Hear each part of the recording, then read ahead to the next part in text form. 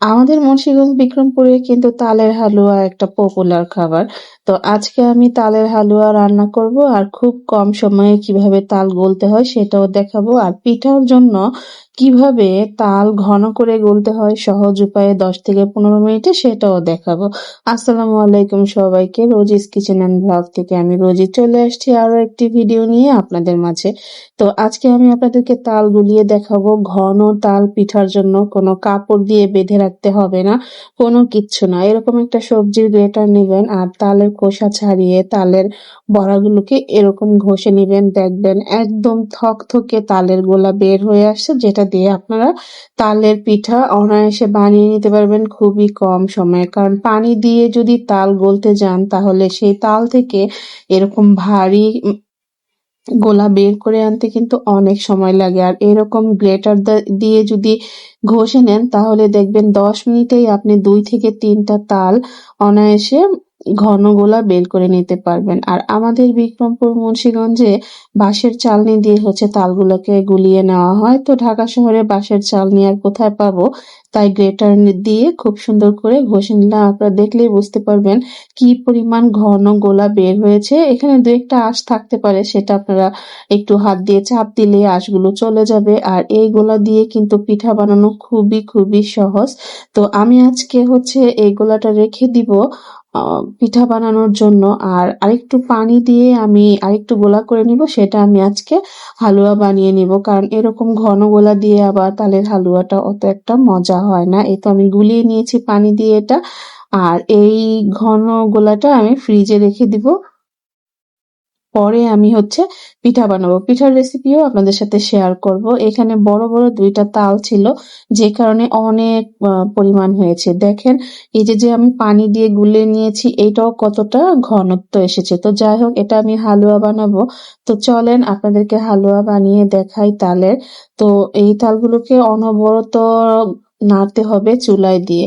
তো খুব ভালো করে জাল করার পরে এখানে আরো কিছু উপকরণ লাগবে। চালের ভাজা লাগবে, তিলের ভাজা লাগবে। সেগুলোকে আমি ভেজে নিয়েছিলাম আগে, এখন একটা ব্লেন্ডারে নিয়ে গুঁড়া করে নিলাম। চালের ভাজা এবং তিলের ভাজা। এখানে আমি সাদা তিলটা ব্যবহার করেছি, আপনার চাইলে খোসা সহ তিলটাও ব্যবহার করতে পারেন। দেখেন আমি তাল জাল করে কিন্তু অনেকটা ঘন করে নিয়েছি। এখানে কিছু গোটা গরম মসলা আর চিনি দিয়ে দিলাম। আপনারা চাইলে এখানে খেজুরের গুড় ব্যবহার করতে পারেন। খেজুরের গুড় বা তালেরও গুড় পাওয়া যায়, সেটা দিলেও ভালো হয়।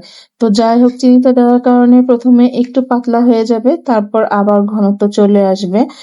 কারণ তাল যত জাল করবেন হালুয়া তত সুন্দর হবে খেতে। এই পর্যায়ে আমি চুলাটা বন্ধ করে দিয়ে যেই ভাজা চালের গুঁড়া আর তিলের গুঁড়া করে রেখেছিলাম একসাথে, সেটা আমি এই তালের গোলার ভিতরে দিয়ে খুব সুন্দর করে মিক্স করে নিব, যাতে কোনো দলা পাকানো ভাব না থাকে। এই দেখতে পাচ্ছেন এরকম হয়েছে। এখন এটাকে অনবরত নেড়ে ঘন করে নিতে হবে।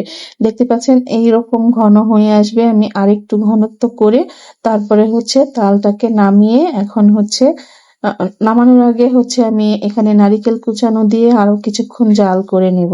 তো বাকি রইলো আমার এখানে দুধ দেওয়া। দুধ অবশ্যই ঘন দুধ দিতে হবে। আপনারা চাইলে পাউডার মিল্ক ব্যবহার করতে পারেন অল্প পানি দিয়ে গুলিয়ে। আমি এখানে গরুর দুধ ব্যবহার করব। গরুর দুধের সাথে আমি পাউডার মিল্কও দিব। তো দেখেন থিকনেসটা কেমন হয়ে আসছে, এরকম ঘন করে নিতে হবে, আরো একটু ঘন হবে। তো তারপর আমি এই চুলাটা বন্ধ করে দিয়ে আমি দুধ জাল করতে চলে আসবো। এখানে আমি 1 লিটার গরুর দুধ নিয়েছি, সাথে আমি 1 কাপ পাউডার মিল্ক দিয়ে ঘন করে দুধ জাল করে হাফ কেজি পরিমাণ করে নিয়েছি। তো এখন এই যে আমার তালটা যে রান্না করে রাখলাম সেটাও হালকা ঠান্ডা হয়ে আসছে আর দুধটাও ঠান্ডা হয়েছে। পরে আমি এই দুইটাকে একসাথে মিক্স করে নেব। দুধ দেওয়ার পরে এই তাল আর জাল করা যাবে না, তাহলে এটা স্বাদ নষ্ট হয়ে যাবে।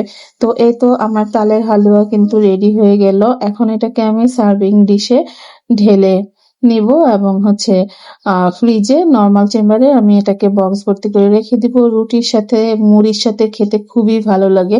তো আমি প্রথমে আজকে মুড়ি দিয়ে খেয়ে দেখাবো। এই তালের হালুয়া কি যে মজাদার, সেটা যারা আমাদের বিক্রমপুরের মানুষ আছে তারা জানে।